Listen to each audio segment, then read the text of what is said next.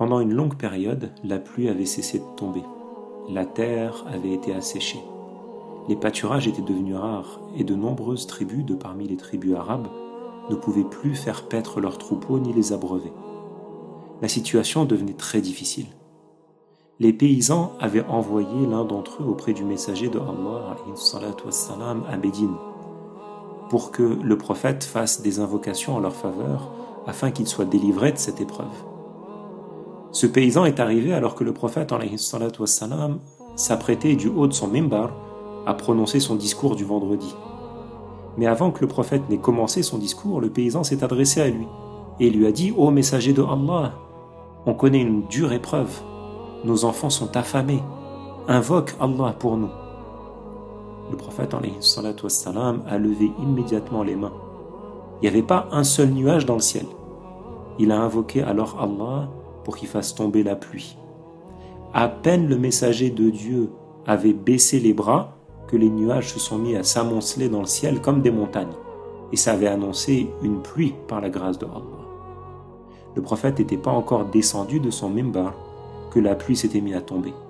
Sa barbe a été mouillée parce que sa mosquée, elle était recouverte uniquement de troncs de palmiers.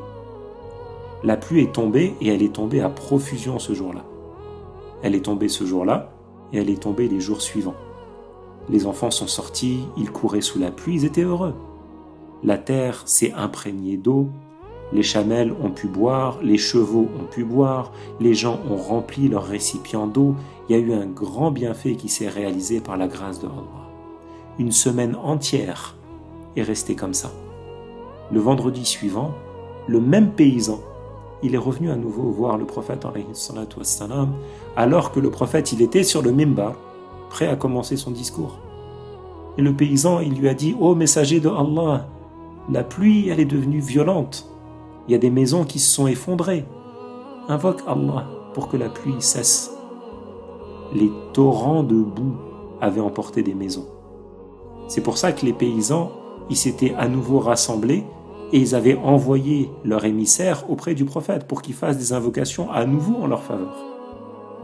Alors le messager de Allah, il a souri et il a invoqué Allah.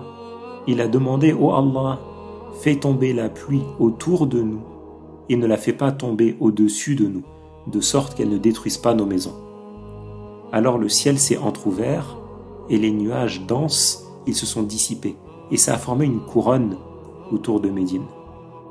Tout ça, ça s'est réalisé grâce à la baraka des invocations du prophète. Ces invocations sont exaucées parce que c'est un prophète honorable et c'est un messager éminent.